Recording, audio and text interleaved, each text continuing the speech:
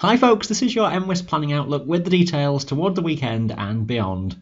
This is where things stand at the current time in terms of the 7-day pressure patterns, the blue colours then indicating lower pressure extensive through Britain across northern central Europe as the jet stream is running generally to the south of the British Isles at this stage. High pressure is toward the north, that's maintaining the easterly weather pattern across Scandinavia and that easterly wind flow through Scotland as well.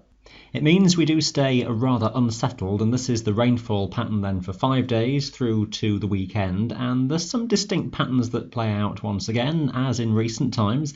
Eastern Scotland seeing most of the rainfall with some fairly high totals to come, but nowhere near as big as what we saw during the storm last week. Notice Western Scotland though, how little rainfall there is. Areas from about Mull northwards through Skye to about Torridon may see very little measurable rainfall again throughout that period. Some rain to come at times across northern England and across Wales. It looks wetter, southwest Wales in particular, with the airflows here coming in from the Atlantic, keeping things very wet indeed.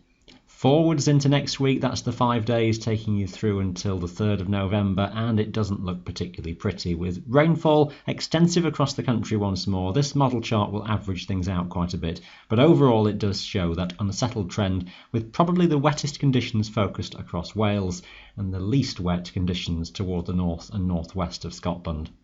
Looking at the temperature patterns, this is 5 days through the weekend, and we're quite close to average overall across the British Isles through this period. We may just draw in some chillier air again from Scandinavia, which is seeing cooler than average conditions at this current time. Some milder feeling days in the south of Britain, where the airflows are coming up from the south, but the highest of temperatures overall are across the southeast of Europe at the moment.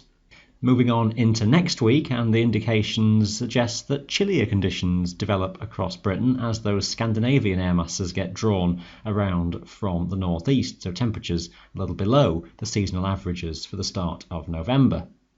Let's pick up on that story looking at the freezing level chart, and this starting off from the weekend then, and keep an eye on the date and time at the bottom of the screen. Up until this point, the Scottish mountains will fluctuate just above and below freezing point on the very highest tops, with some snow flurries occasionally on the highest mountains, typically around the Cairngorms. As we head through the weekend, just notice that we will see the freezing level tend to lower, so as we head into Sunday, 1,000 metres or even getting down towards 800 metres across more northern and northeastern areas once again. So that northeasterly flow, that colder airflow pattern is showing itself here, and there's a greater risk of some overnight frost again in the valleys and the glens across the northern half of Britain when we have clear skies. And overall, the daytime freezing levels are shown to be hovering around that 800 to 1,000 metre mark through Monday, and even quite close to freezing on the highest tops in England and Wales as well. Northern half of Britain stays under that chillier pattern then through into the middle of the week. That's Tuesday. This is onwards into Wednesday. Some frost overnight, and the daytime freezing level up to around 800 metres again. So a sustained few days of sub-zero conditions across the Scottish Munros at least. So that sets the scene for the week ahead. Let's have a quick look at the detailed charts for the next few days, and this is Wednesday of this week with a tangle of weak areas of low pressure nearby. Drizzly, damp conditions across eastern parts of Scotland, some fairly persistent rain at times, but amounts relatively small. Further west across the Highlands, generally drier and brighter, with some higher cloud bases, but often capping many of the high tops. Some very low cloud for eastern Scotland. Light winds for England and Wales, with some fog and low cloud around that may lift up onto some hill slopes, but some breaks coming through, bit of sunshine in places. Windier, though, across the Highlands with those brisk easterlies. Thursday sees a tangle of fronts pushing northwards with some rain from overnight for Wales, pushing north through northern England, some areas of rain for southern and central Scotland, some patchy rain toward the east and the northeast as well. Areas toward the west coast around Skye, generally the driest and the brightest of all, but a lot of low cloud shrouding most of the hills and mountains countrywide through Thursday. Not a lot changes into Friday, with low pressure still anchored towards the west and the southwest, and that will stay very similar into the weekend, with further areas of rain and drizzle focused across east and central parts of the Highlands, some areas of rain through northern England, some heavier showers possible coming up into Wales on that southwesterly wind. We're still sticking with brisk easterlies across the Scottish mountains through this time. It remains quite complicated, with tangled bits and pieces of fronts giving areas of rain and showers into Saturday again. Eastern Scotland seeing the wettest conditions with some low cloud rather persistent, brighter toward the West Highlands, and areas of rain and showers again for England and Wales. Another developing centre of low pressure potentially pushing up from the southwest later in the day. Now, it's a portion of that system which has the potential to give some heavier rain more widely again into Sunday. There's a lot of uncertainty exactly where the centre of that low is going to be, but that brings the risk of some further heavy rainfall across the northern half of Britain as a whole. Eastern and central Scotland, again, at risk of some heavier falls. The west and the northwest escaping drier, but look at the strength of that easterly wind again, isobars close together, the risk of gales on those easterlies, and with that lower temperature in by this time, the scope for some snowfall pretty extensively across the Highlands, again just depending on exactly where that front is going to be, so one to watch through the weekend.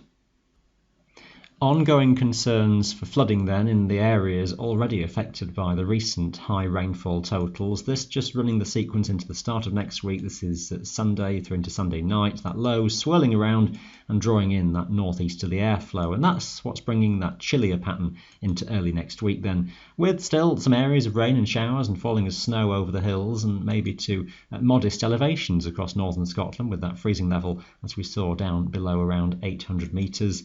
Possibly some brighter conditions with fewer showers across the Highlands for a few days into next week as that low pulls further southwards, which brings the risk of some rain, of course, for England and Wales here, but maybe just a window of drier weather, but chilly weather for the Highlands into the middle of the week. There's further centres of low pressure over the Atlantic though, and although confidence is quite low, it does bring that risk of some further returning weather systems, some further wind and rain in the later part of the week. Once more, focusing in from the southwest, which would lead to west and northwest Scotland again, seeing the least of the rainfall from that system.